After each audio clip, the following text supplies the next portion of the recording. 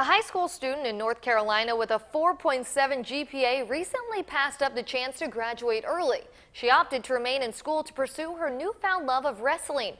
It's a tough sport for anyone, but this teenager has an added challenge.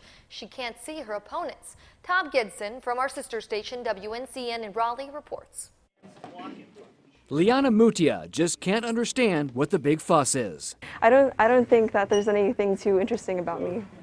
A female playing a male sport is very unusual, but even more amazing. I was legally blind for I think a couple years, but it's only this year that I started to get much. I couldn't really hide it anymore this year. Liana has been losing her sight since her sophomore year, but that hasn't stopped her from competing.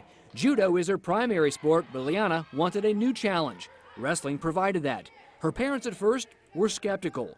I mean, it's a boys' game, so I said, okay, let's try it. Don't take unnecessary risk and don't get hurt. In practice and in matches, her opponent is required to always keep contact with her. That's the only advantage Liana is given. On the mat, there are no special privileges. Everyone is equal. And she is a good teammate. She works hard and competes, and that's what's great about her. Being visually impaired, believe it or not, does give Liana one advantage. I mean, I guess it's less scary not knowing what they look like anyway. Not that that would matter to someone as fearless as Liana. She's done quite well in her first year of varsity wrestling. 4 wins against 6 losses.